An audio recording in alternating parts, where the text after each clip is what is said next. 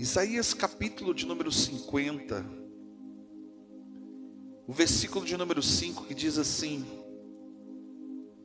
Ó Senhor Deus, que me abriu os meus ouvidos, e eu não fui rebelde e nem me retraí. Amém? Eu quero ler novamente. Ó Senhor Deus, que me abriu os ouvidos, eu não fui rebelde e não me retraí. Amém? Queridos, eu tenho um tema no meu coração nessa noite para compartilhar com você. Eu quero falar de um chamado. Amém? A Bíblia fala que muitos são chamados, poucos são os escolhidos. Eu quero falar um pouco que eu poderia dizer que há vários tipos de chamados de Deus para a tua vida. Amém? O primeiro deles é para nós estarmos diante do Senhor. Ele nos chama para nós o conhecermos, para ouvirmos a sua voz. A irmã Josi abriu o culto aqui, uma palavra aqui dizendo que se atentamente ouvirdes a minha voz, olha que o convite que o Senhor nos faz, de ouvirmos a voz do Senhor. E aqui o próprio profeta Isaías, ele diz que o Senhor abriu o seu ouvido. Quando fala de ouvir, é diferente de escutar. Ouvir é uma palavra que você deixa entrar no seu coração e alguma coisa acontece ali, pelo Espírito Santo de Deus, faz a diferença, toda a diferença no nosso ser, não é assim? Mas eu começo a olhar então um pouco de chamado aqui. Eu quero, antes de entrar no cerne dessa mensagem, lembrar de algumas pessoas que foram chamadas na Bíblia. A Bíblia fala, por exemplo, de Abraão, e Deus se revela e começa a falar com ele e fala: eu te chamei para ser pai de nações. Então pega agora, sai da tua terra, do meio da tua parentela, e vai para um lugar que eu ainda vou te mostrar.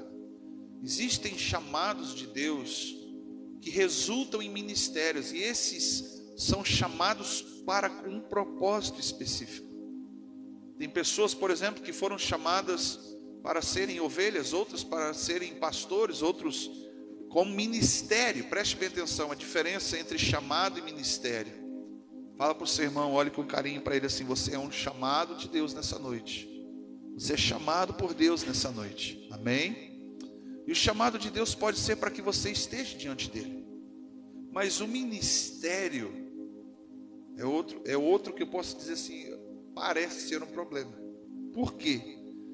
Porque a maneira como que a gente faz a leitura daquilo que Deus nos chamou com um propósito para fazer.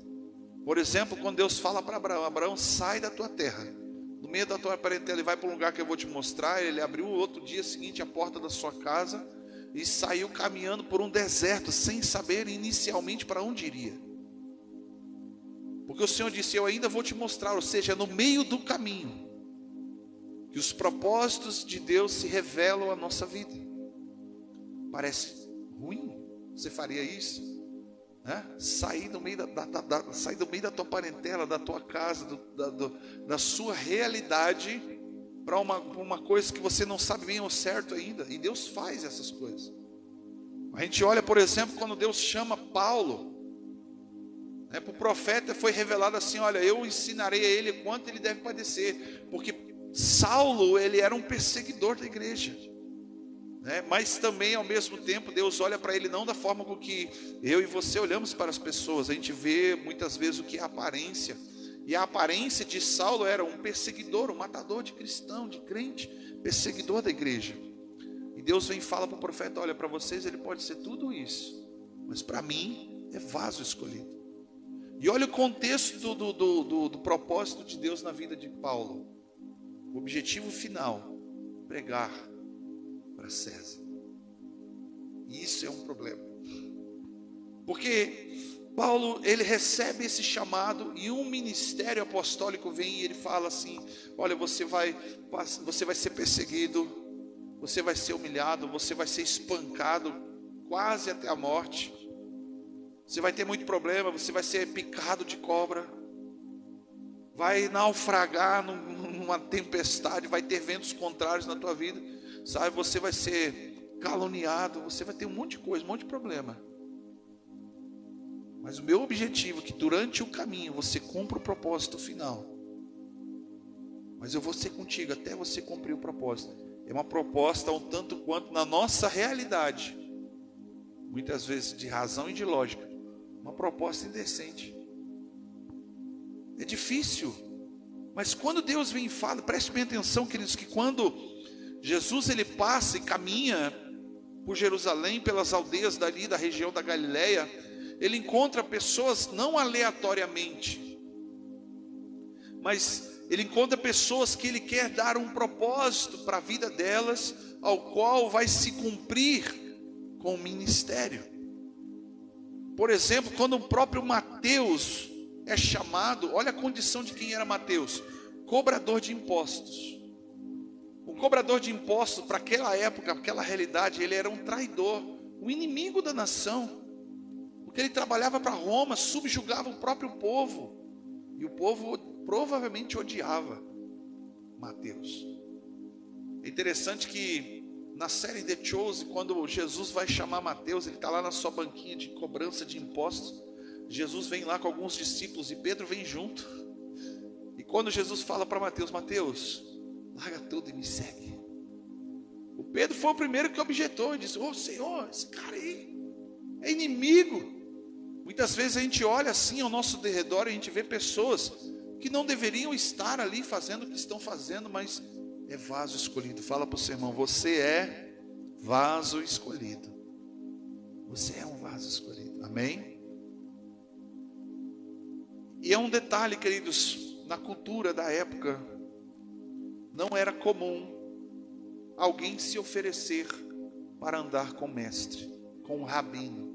Jesus era conhecido popularmente por um mestre, por um rabino. Tanto é que a Bíblia chama ele de rabi, mestre. E a cultura na época, quando que um mestre caminhava pela cidade, as pessoas paravam tudo o que estava fazendo. Os homens ficavam posicionados esperando que o rabi, o mestre, passasse e olhasse para ele e fizesse um chamado: vem andar comigo. E aquilo era motivo de honra, de orgulho para um homem, para uma família que fosse discipulado por um mestre, por um rabino.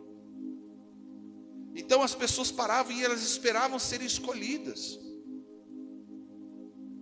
Mas contrapartida, a gente olha na palavra de Deus que dos discípulos só teve um que não foi escolhido. Ele se escolheu, ele se ofereceu, ele veio à frente e falou: olha assim, para você é vantagem que eu ande com você. Roma quer que eu usar os meus talentos.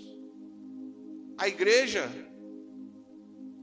na época queria usar os talentos dele. Jesus olha para ele e diz assim: olha, andar comigo não é fácil não, eu não tenho nem onde dormir, o filho do homem não tem onde repousar a cabeça. Ele está falando claramente de Judas, o Iscariotes, que vem e se oferece, porque a resposta que ele dá para esse homem, primeiro ele começa chamando um rapaz, ele fala assim: ei, larga tudo e me segue. O rapaz fala para ele assim: deixa eu primeiro enterrar os meus pais. E Jesus fala para ele como que um tom de emergência, fala assim: então deixe os mortos enterrar os mortos. Parece algo insensível, sim ou não? Não é insensível o que Jesus está falando. Jesus está falando em outras palavras, eu quero reduzir aqui o tempo, mas ele está falando assim: faz o que você tem que fazer depressa, é hoje. O que você tem que fazer, não deixa para amanhã. Porque culturalmente o enterro durava 1 ano, o velório era 1 ano, o sepultamento era o término desse 1 ano. A pessoa morria 1 ano depois, ela era sepultada. As pessoas quando morriam, elas eram enfaixadas ali, colocavam perfume, se colocavam numa gruta, numa caverna, num buraco, numa pedra. E ao término de 1 ano, provavelmente o primogênito iria até aquele sepulcro, tirava lá o pai ou a mãe, desenrolava e tirava os ossos e colocava numa caixa de pedra chamado ossuário, e ali era o ato de sepultar alguém. E quando falava de mortos enterrando os mortos, era quando aquela caixa já tinha ossos ali dentro. Então você pega uma pessoa morto enterrando morto, e isso era feito num dia.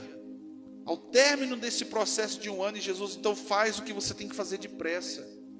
Ele está dizendo: não perca tempo. Não perca tempo de responder ao chamado de Deus na nossa vida. O profeta Isaías, quando ele declara que o Senhor abriu os meus ouvidos, ele me chamou a atenção, soou uma trombeta, uma voz veio e falou comigo, falou com você, e a postura dele é: eu não fui rebelde, não fui desobediente. Quem lembra da história de Jonas? Jonas recebe a palavra de Deus, e Deus fala para ele assim: levanta-te e vai à grande cidade de Nínive, e apregou o arrependimento. Se eles não se arrepender, vou destruir todo esse povo. Essa era a palavra.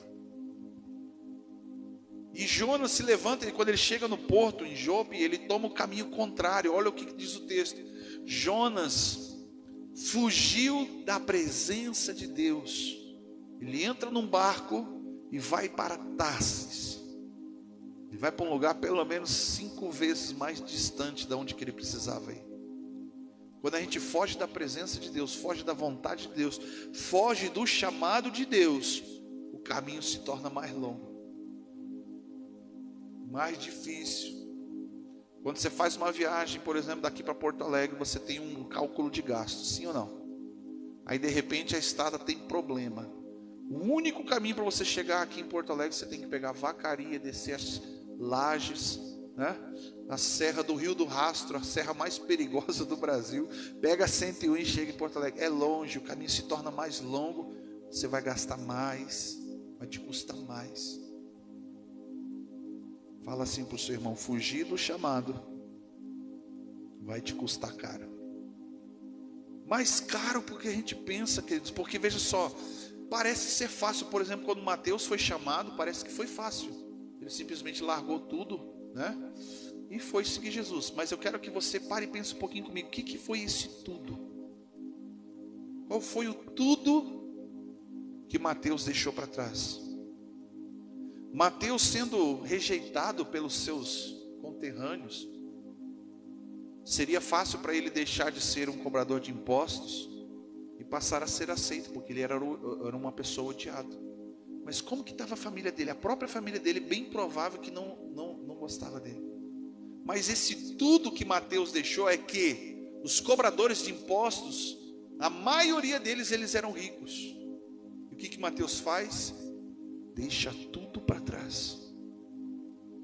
Pedro, quando foi chamado, ele era um empresário quase que falido, praticamente falido. Talvez fosse fácil, você que já perdeu tudo. Não, agora eu vou servir a Deus, agora eu vou entregar, agora eu vou fazer o que Deus está pedindo para fazer, porque você não tem mais o que fazer. Compreende isso? Mas custou muito para Pedro. Sabe o que custou para Pedro? A vida. Aqueles homens, aqueles 12 homens, 11 na verdade, eles viveram tão intensamente, custou tanto para eles, que eles não tiveram receio de entregar as suas vidas. Olha o que é o custo de um ministério. Jesus falou assim: vocês querem me seguir, querem fazer como o que eu estou fazendo, querem cumprir o ministério ao qual dei para vocês. Ele falou assim: negue-se a si mesmo, tome a sua cruz e me siga. Ministério vai custar muito, chamado vai custar tudo. Compreende isso? O que é mais fácil? Gastar, perder tudo ou perder muito? Na lógica e na razão é prejuízo, sim ou não? Mas por que aqueles homens se entregaram e morreram por uma causa? Pare e pensa um pouco comigo. Havia uma promessa de uma recompensa que não era nessa terra, mas algo que era eterno. Salvação, entrar na eternidade de Deus, sabe? Olha como que Paulo viveu intensamente o seu ministério, que antes de morrer ele pega e ele diz uma frase muito conhecida. Ele diz assim: combati um bom combate. Ou seja, não foi fácil, ele lutou, ele guerreou, ele lutou para ficar vivo até chegar aquele momento de cumprir o propósito de Deus na vida dele. Ele falou: agora eu acabei a carreira, guardei a fé. A gente tem uma convicção de que Paulo estava convicto que quando ele fechasse os olhos aqui, seus olhos abririam na eternidade, diante da face do Todo-Poderoso. Aleluias. É por isso que nós cantamos aqui, ó. Quando o grande dia chegar, nós vamos cantar: Senhor, valeu a pena. Sim, nós vamos lembrar, queridos. Nós vamos lembrar de Deus vai olhar para você e vai dizer assim. Ele não vai perguntar para você. Ele não vai perguntar para você: quantas almas você ganhou? Quantas igrejas você abriu? O quanto que você ofertou? Quantas vezes você pregou? Apocalipse diz que ele vai, imagino eu, que vai estar com um paninho no ombro para enxugar as tuas lágrimas. E ele vai te perguntar: me mostra as tuas cicatrizes. Aonde estão as cicatrizes? Porque aquele homem, aquela mulher que tem ministério, que foi chamado por um propósito de Deus, aqui vai passar por diversas tribulações, tempestades, ventos contrários, calúnias, pelejas, enfim, tantas coisas, que a única coisa que vai valer a pena é quando você chegar no céu. Você vai dizer assim: Senhor, acabei a carreira, combati um bom combate, guardei a fé, eu estou aqui. Aí o Senhor vai dizer: me deixa eu cuidar dessas feridas, me deixa eu cuidar dessas cicatrizes, dessas lágrimas, porque lá não vai ter choro, a Bíblia diz, não vai ter mais dor, não vai ter ranger de dentes. Talvez nessa noite, queridos, o teu chamado, porque eu digo que o chamado ele pode ser diverso, mas sempre tem um propósito. O chamado de Deus na tua vida hoje talvez seja o arrependimento. O chamado de Deus para a tua vida hoje seja a que você deixe de ser covarde e passe a ser um homem, uma mulher corajosa, com autoridade, com intrepidez. E isso é sério, Deus leva a sério isso, tanto que lá em Apocalipse, no último capítulo, está escrito, tem uma lista de perfil de pessoas que vão ficar de fora. E lá fala um assim, por exemplo: os tímidos, os covardes ficarão de fora. Timidez não significa que você não saiba fazer, mas algo está te paralisando, está te bloqueando, não é verdade?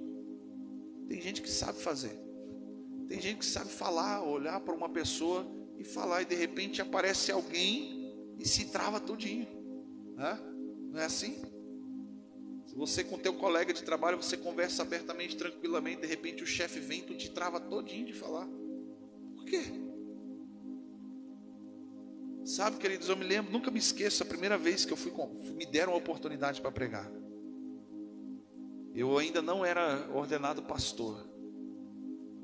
E eu me preparei uma semana inteira estudando. Eu fui pregar sobre o filho pródigo.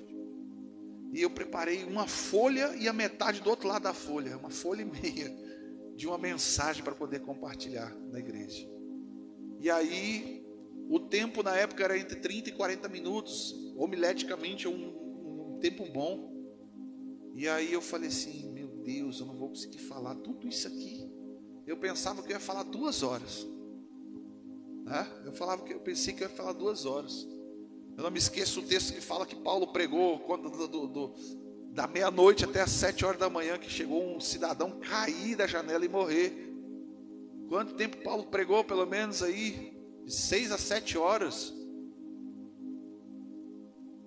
E aí quando eu fui pregar, levar a mensagem, eu peguei aquela folha da Bíblia e li o texto. Levei talvez uns 30 ou 40 segundos para ler todo o texto. E quando eu comecei a ler o que eu tinha preparado, Jorge,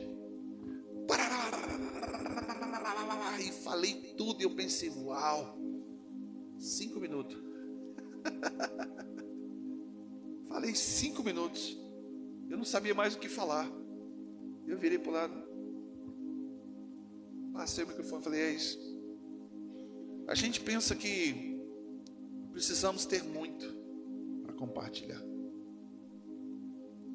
verdade, a gente tem que compartilhar o que tem. Você não pode dar o que você não tem. Fala para o seu irmão, você não pode dar o que você não tem. Paulo fala assim, por exemplo, cada um contribua segundo o que propôs no seu coração. Ou seja, você vai colocar aquilo que você pode. Não é verdade?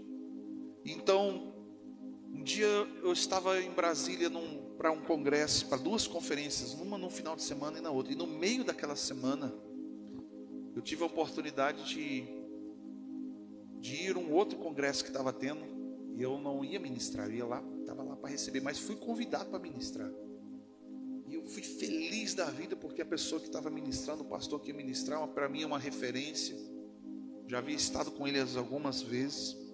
E eu falei, e eu coloquei no meu coração assim, Jorge, eu vou lá porque eu quero uma palavra nova de Deus, eu quero uma nova revelação.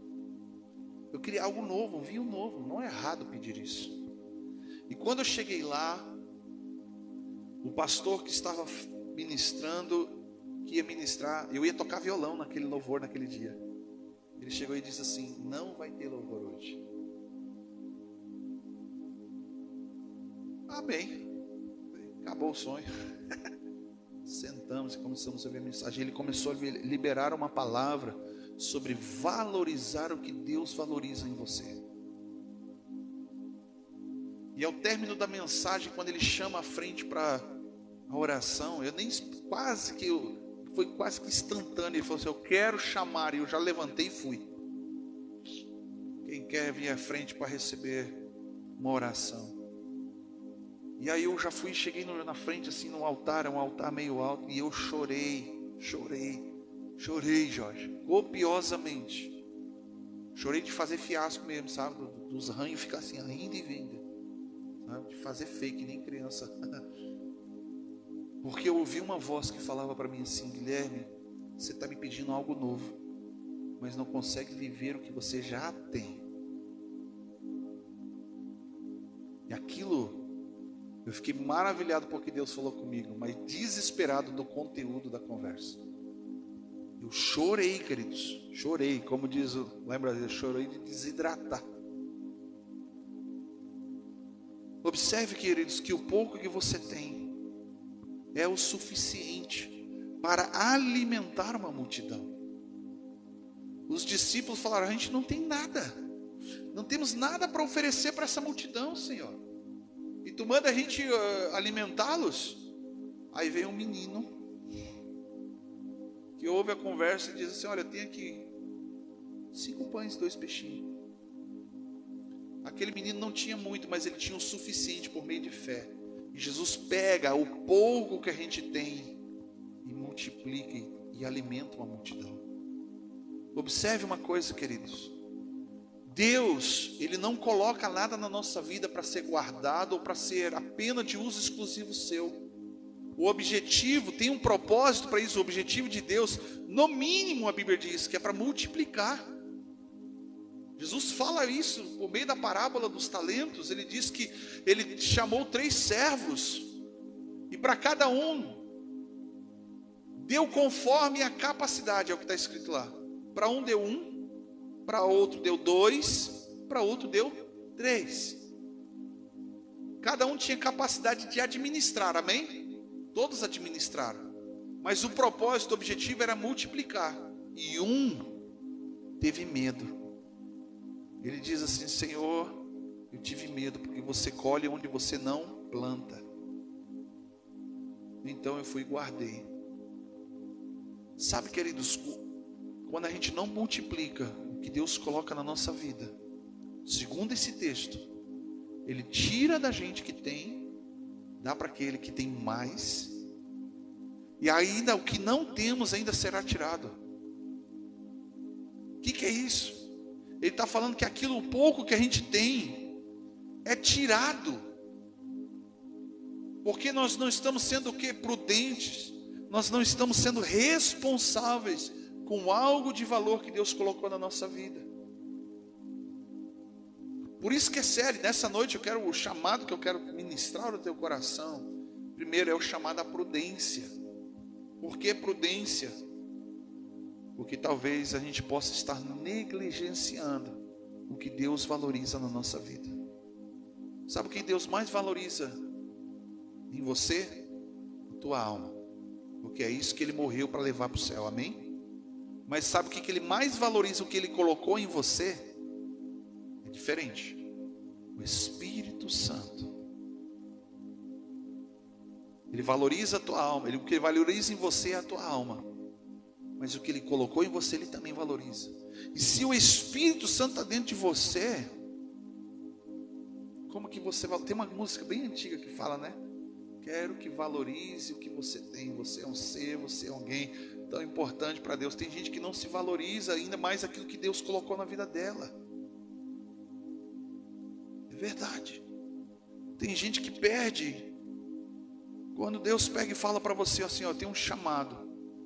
Que chamado o Senhor tem? Talvez você não saiba, mas sabe pelo menos de uma coisa nessa noite, Ele chama para você estar com Ele. E o resultado de estar veio fazer ministério. É tão claro e evidente isso que acontece na vida de duas irmãs, Marta, Maria, irmãs de Lázaro. Ali fica claro aquele acontecimento onde que Jesus está dentro da casa ensinando.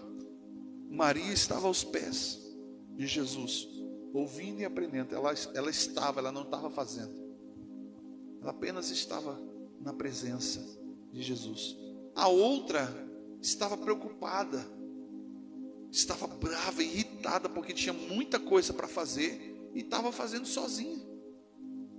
Ela olha para Jesus e fala: Jesus, tu não te importa? Deus está fazendo tudo sozinho e essa aí não está fazendo nada. Já viu quando você está dentro de casa faz tudo? Sempre dentro de uma casa vai ter alguém que faz tudo, não é? E sempre dentro de uma casa vai ter aquele que não faz nada.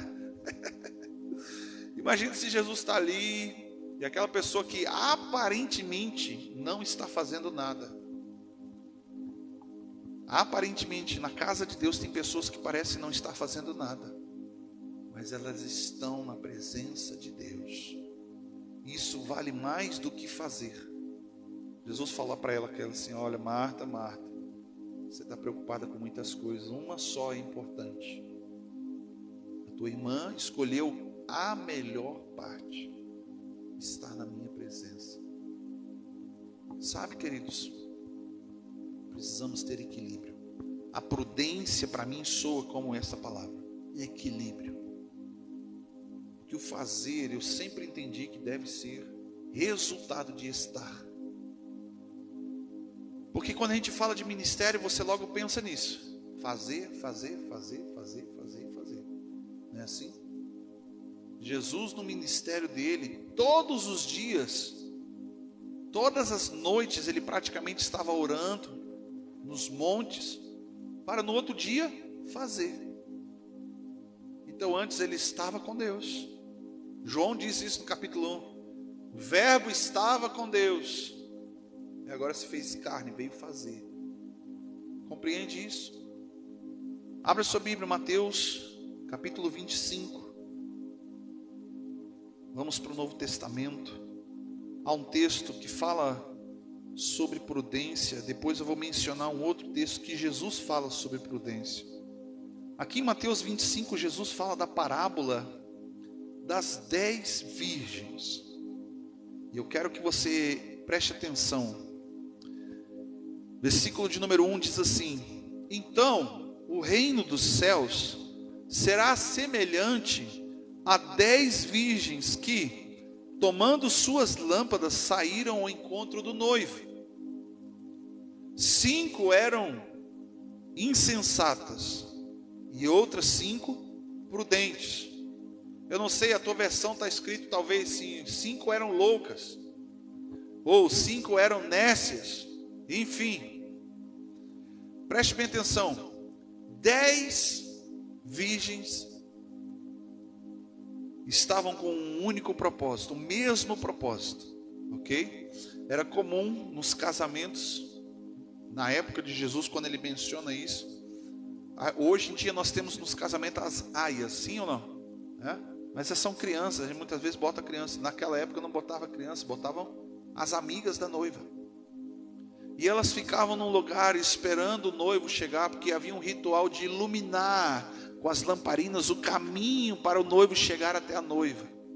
E elas estavam no lugar aguardando a voz que ia soar e dizendo: aí vem o noivo, diz o texto aqui. E elas então acendiam as suas lamparinas, iluminavam o caminho para o noivo se encontrar com a noiva. E elas entravam para aquele grande momento. Versículo de número 3.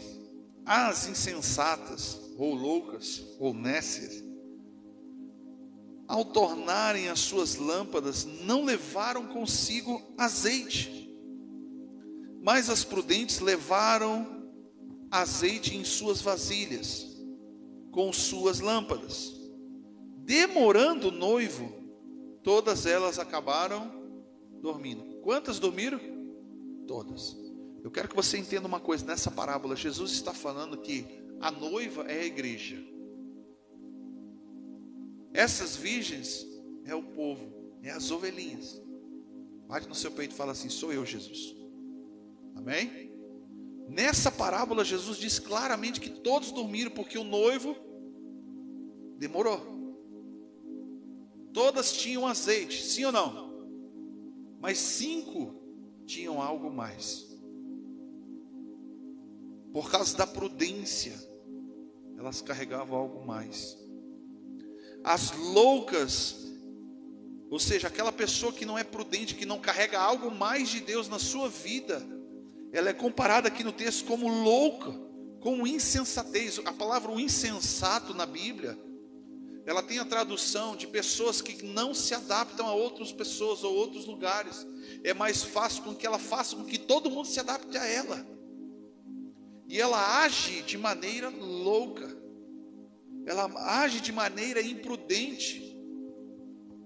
Porque ela acha que nada vai acontecer. Não aconteceu nada até agora. Deixa eu fazer uma pergunta, seja sincero para vocês mesmos. Você já cometeu algum pecado que na hora não aconteceu nada? A consequência não veio? Pelo amor de Deus, sim, levanta as mãos e os pés. Mas o pecado veio acontecer, a consequência, sim ou não? Venha. Jesus, ele ama o pecado? Não. Ele ama o pecador? Sim. Mas a consequência do pecado é inevitável. Compreende isso? E loucamente as pessoas estão esperando Jesus, insensatamente, fazendo com que tudo se adapte a ela, da vontade dela. Esta parábola, ela está falando da volta do Messias, da volta de Jesus, ao qual nós, como igreja, subiremos e cearemos com o Senhor nas alturas. Ele está falando que pelo menos metade das ovelhas vão ficar.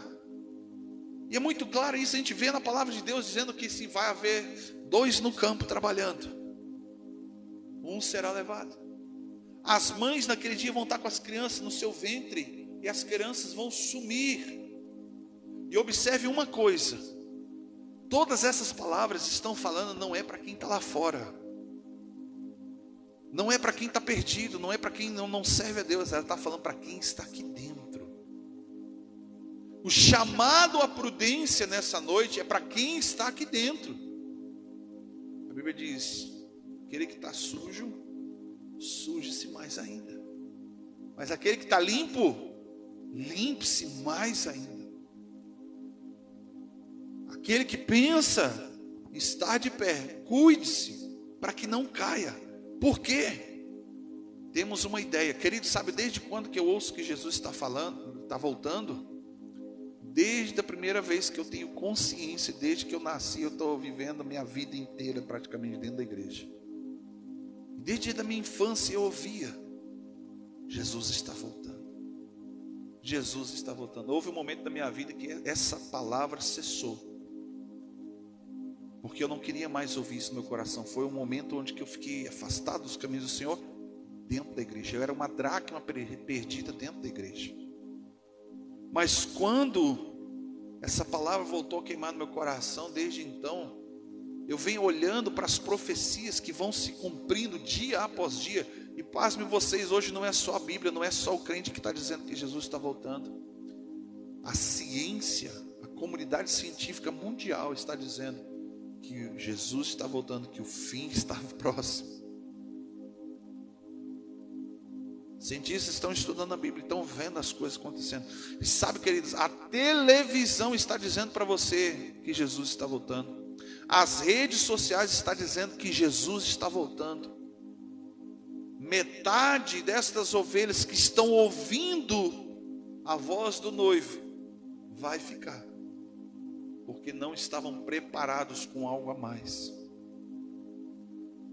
Sabe, queridos, quando eu olho para essa mensagem, eu me lembro de uma coisa. O dia que o Senhor Jesus me chamou, eu não tinha muito para oferecer. Na verdade, a única coisa que eu tinha para oferecer para Ele eram os meus pecados. Eu não tinha nada. Porque quando Jesus me chamou pela primeira vez, eu estava fugindo da polícia, embaixo de tiro. Eu falei: Senhor, me livra. Se o Senhor me livrar, eu vou te servir. Eu tinha o que para oferecer para Ele? Senão uma vida. Mas eu não tinha muito. Porque quando eu comecei a caminhar com Deus, eu percebi e descobri que Deus não quer muito da gente, Ele quer tudo. Por que Ele quer tudo? Porque Ele não, nada do teu ser vai ficar para trás. Nada do teu ser, nada do que você é vai ficar para trás. Imagina, você vai chegar lá no céu apenas com os teus sonhos, os teus desejos, e as suas emoções ficaram para trás? Não. O que vai subir aos céus é um caráter transformado, restaurado pelo poder que há no sangue de Jesus. E se Deus valoriza a tua alma, é por isso que Ele morreu e se entregou por cada um de nós.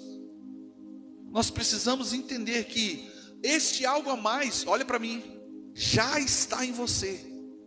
E você talvez não tenha descoberto ainda. Porque você perguntar para você, se eu perguntar para você qual é o teu chamado, você vai atribuir ministério. Mas se eu perguntar qual é o teu ministério, aí você vai dizer assim: eu não quero, porque é difícil. Eu não pedi para Deus para ser pastor. Eu falei assim: Senhor, se tu me salvar, me livrar dessa, eu vou te servir. Eu não sabia o que eu ia fazer. E eu achei nos primeiros dias que eu ia viver o resto da minha vida tocando na igreja. Você compreende isso? Mas teve um dia que eu tive que fazer uma escolha.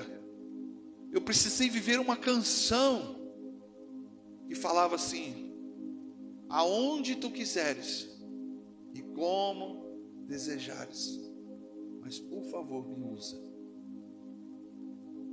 E quando a gente faz esse tipo de oração, você não sabe para onde Deus leva, você não sabe para o que Ele vai fazer na tua vida. E de repente você se vê Paulo, você se vê Pedro, você se vê Felipe, né?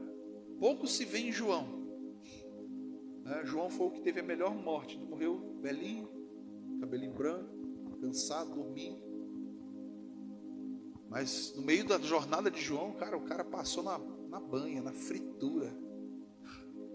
Sabe, ministério não é fácil, queridos. Eu vi um pastor, amigo, que ele definiu ministério. Ministério é dado para alguém desqualificado, despreparado, por um tempo indeterminado e sem dinheiro. Isto é ministério, isso é chamado de Deus, com propósito. Isso é bom? É fácil? Ninguém escolhe o que quer fazer para Deus. É Deus que escolhe. E a Bíblia diz que Ele já fez isso antes da fundação do mundo. Ele nos chamou pelo nome. Lá nos céus, você tem um nome que é atribuído ao seu chamado. Entende? Quando o profeta Isaías começa a falar do Messias, ele diz assim, ó: Emanuel, a virgem conceberá e dará à luz, e ele se chamará Emanuel. Jesus não se chamou Emanuel em nenhum momento da vida dele, mas o significado de Emanuel são junção de 3 palavras. Emanuel significa Deus dentro do barro. Deus veio à terra, obedeceu um chamado, uma voz que no capítulo 6 do livro de Isaías lá diz: a quem eu enviarei, a quem há de ir por nós. Sabe, nessa noite eu quero abrir os teus olhos para a prudência. Por quê? Versículo de número 8 diz assim: quando eles ouviram a voz do noivo, elas acordaram, todas elas apavoradas. E elas começaram provavelmente a acender as lamparinas. 5 loucas, malucas, não tinham mais azeite e viram e olharam para as que tinham azeite e falaram assim: nos dá um pouquinho do teu azeite. Aí as que eram prudentes dizendo: você está maluca, você é louca. Se a gente der para você, vai faltar para a gente. Aí olha o que elas sugerem: vai até aqueles que vendem e compre.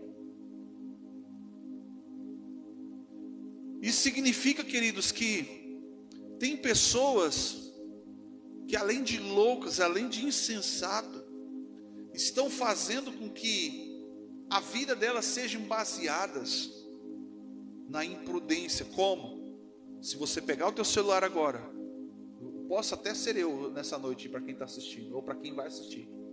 Tem gente que está comprando a bênção, está comprando a profecia, está comprando a oração.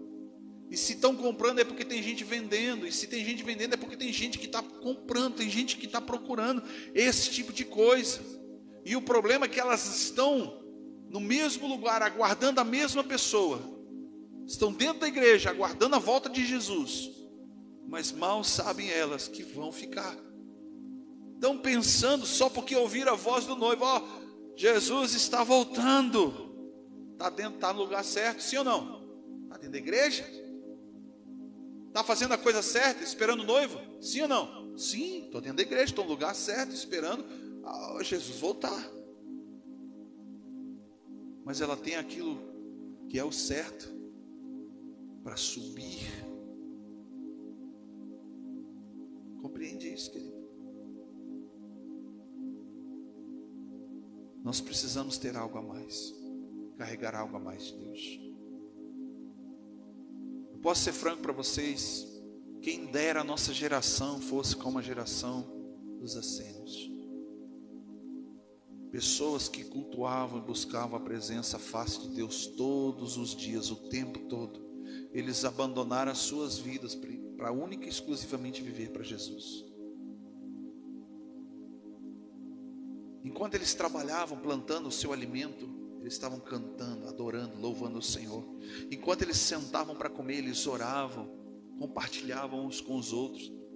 Eles faziam um tempinho de silêncio, porque eles criam. Olha só, havia uma crença entre eles que enquanto eles estivessem sentados à mesa, comendo, Jesus apareceria. O Messias, na verdade, apareceria para eles e cearia com eles, porque esta é a promessa. Essa é a promessa, que o Senhor Jesus iria se assentar à mesa com os seus servos e cearia com eles. Então todas as vezes que eles iam fazer as suas refeições, eles sentavam, eles oravam, agradeciam. E eu imagino a oração: Senhor, estamos aqui te esperando, vem cear conosco. Todos os dias eles se batizavam. O batismo era o batismo de arrependimento, sim, mas todos os dias. Eu sei que João Batista veio e revolucionou, mas imagina só, todos os dias eles criam, por causa da lei mosaica, da purificação: eu preciso estar puro, eu preciso estar limpo, eu preciso estar preparado, porque a qualquer momento, a qualquer segundo, o meu Messias, o meu Salvador, o meu Redentor vai vir me buscar. A humanidade, eu acho que precisaria ter saudade de uma geração assim. Eu me lembro da época, porque eu era criança, eu não tinha esse senso de responsabilidade, mas eu via pessoas que iam para a igreja 1 hora antes do culto, apenas para orar. Chegavam e se ajoelhavam, oravam 1 hora antes do culto, intercedendo pelo culto, orando seus problemas. Eu sei que a nossa geração não é mais assim devido a tantos fatores, mas a gente não consegue às vezes ficar 1 hora no culto. Quem dirá, como Jesus indica lá na parábola, como eu falei semana passada, na parábola do juiz iníquo, em que como Jesus ele nos exorta ali de orar, o dever de orar sempre, sem desanimar. Paulo, ele vai mais profundo ainda e diz assim: nós devemos ter a intenção de orar o tempo todo em espírito. Isso é muito difícil. Nós estamos vivendo uma geração igual essa aqui, ó, que o noivo tarda em vir, mas de repente, no meio da noite, no momento que você não espera, ouve-se uma voz, um grito, aí vem o noivo. Se nós fôssemos levar ao pé da letra esse texto, ninguém mais dormiria, estaria preparado esperando a trombeta soar, você queria ir preparadinho: Jesus, eu estou aqui, vai me levar. Ninguém mais ia dormir. Mas o que ele está querendo dizer aqui, queridos? Que é no momento que você não espera, é no momento que você está no teu conforto, é no momento que você está desatento mesmo. E é tão fato isso que toda a igreja aqui dormiu e cochilou porque o noivo demorou. Mas a prudência faz com que aquele que carrega algo a mais de Deus, aquele que ora um pouco mais, aquele que está lendo a palavra de Deus mais, aquele que está buscando um pouco mais da presença de Deus, que tem mais fome, que tem mais sede, na hora do vamos ver, não vai faltar azeite, não vai faltar unção. E é tão séria essa palavra, queridos. Eu quero finalizar o versículo 13. Portanto, vigiai, porque não sabeis nem o dia e nem a hora que o Filho do Homem há de vir. O chamado, e você vê depois Jesus começa, após a parábola das 10 virgens, falar sobre a parábola do talento. Se coloque em pé. Por que Jesus fala da parábola do talento? Porque lá conta de que um senhor saiu para um tempo muito longo e ele deixou os servos para cuidar daquilo que era precioso para ele. Ele deu para cada um conforme a sua capacidade. Mas depois de muito tempo, lá diz no texto, que o Senhor volta. Ele está falando da volta de Cristo. E Ele vai retomar aquilo que Ele colocou na nossa vida, multiplicado, porque Ele não colhe onde Ele não semeou, diz o texto. Porque Ele deu a semente para quem? Para mim e para você. Quem é que planta? Eu e você. O que Ele deu de precioso é a semente. Mas Ele vai colher o que você está plantando. E o que você está plantando, você também vai colher. A Bíblia diz que tudo que o homem semear, isso também ele vai ceifar, ou seja, ele vai colher o que planta. Como que vai ser? Fecha os teus olhos um minuto, querido. Se Jesus te chamar hoje, se Jesus te recolher hoje, eu falar, olhar para você e dizer assim, ó, vem, acabou o seu tempo aqui na terra. De fato, seus olhos vão abrir diante de Deus, como está escrito em Apocalipse 20. Seu nome vai estar escrito no livro da vida. Você vai ter o que mostrar como cicatrizes. Você vai ter galardão. O chamado à prudência nessa noite é para que você esteja alerta, queridos. Abandone o comodismo, abandone o medo, abandone o pecado, abandone a idolatria, abandone tudo aquilo que te afasta de Deus, tudo aquilo que impede o fluir de Deus na tua vida e faz com que você cada vez mais se distancie ou se esfrie. Abandone a velha carnalidade, a mentalidade carnal do pecado na sua vida. Talvez você diga para Deus, Deus, eu não tenho muito. Deus não quer aquilo que você traga por perfeito, mas Deus quer que você voluntariamente diga para Ele, eis-me aqui. Sabe, deixa Deus te usar, meu irmão. Deixa Deus te usar, minha irmã. Não tenha medo. Sabe, deixa Deus entrar dentro do teu coração e mudar todas as coisas de lugar. Deixa Deus transformar, renovar a tua mente, transformar o teu caráter,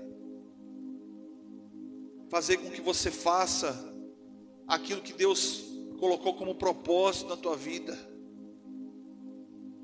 e que de fato, o dia que você estiver diante do Senhor, Ele possa olhar para você e você olhar para Ele, como a gente cantou aqui, dizer: Deus, obrigado, valeu a pena.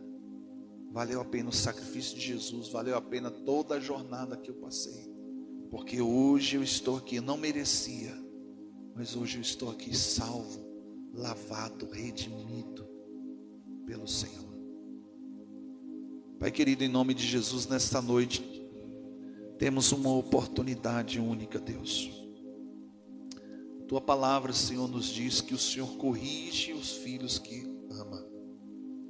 E nesta noite, Pai, nos sentimos privilegiados, amados, Pai, porque o Senhor está abrindo os nossos olhos, está abrindo os nossos ouvidos, que o nosso coração esteja aberto, Pai, para receber essa palavra, e que o Teu Espírito Santo venha frutificar em nós, através, Senhor, meu Deus, meu Pai, da Tua vontade, que é boa, que é perfeita e é agradável.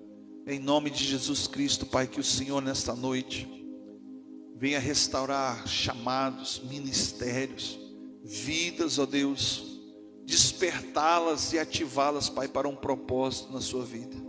E em nome de Jesus Cristo, Pai, que caia, Senhor, meu Deus, meu Pai, a mentalidade carnal, pecaminosa, que nos leva para longe de Ti, que faz com que, Senhor, nós não tenhamos temor, e por isso nós te pedimos, Deus, devolva o temor para a Tua igreja, Senhor. Coloque, Senhor, mais fome, mais sede de Ti, e que em nome de Jesus Cristo, Pai, nós possamos verdadeiramente cumprir, Pai, o propósito, como o Senhor Paulo disse para Timóteo: cumpre o chamado, valoriza a unção, a ministração que foi feita por imposição de mãos na tua vida. E que nós possamos, Pai, valorizar o Espírito Santo que o Senhor fez habitar em nós.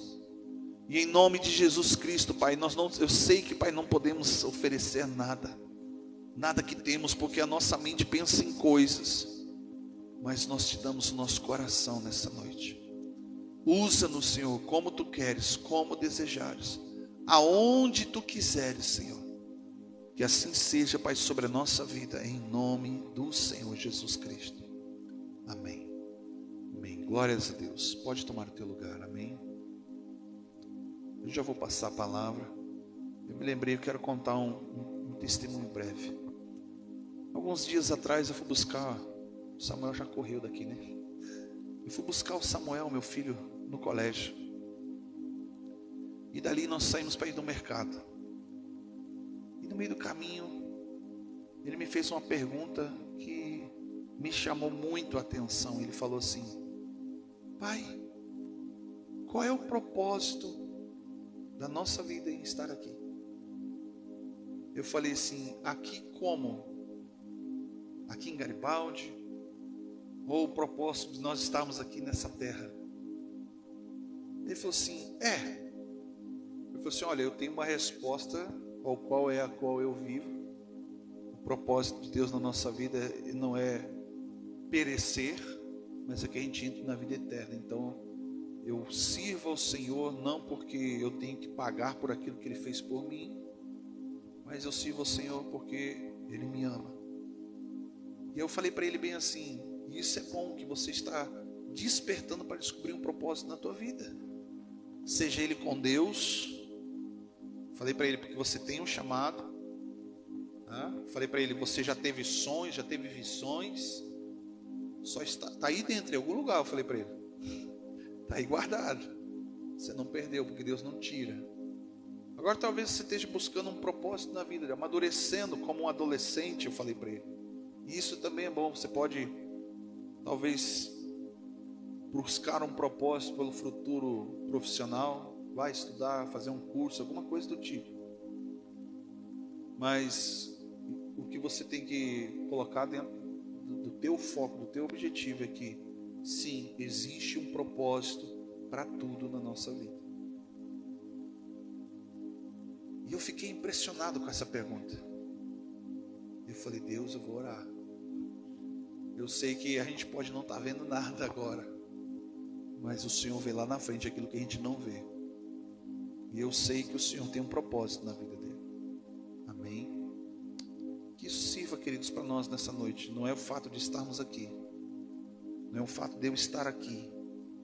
Não é o fato de eu estar, pastor, que me condicione a uma garantia de que eu já estou salvo. Por meio do sacrifício de Jesus na cruz, ele proporcionou. A garantia está em Jesus Cristo na cruz, que é pela graça. Fala comigo, é pela graça. Por meio da fé nós somos salvos, mas é pela graça. Então o que eu tenho que fazer é exercer fé. Amém? Glórias a Deus.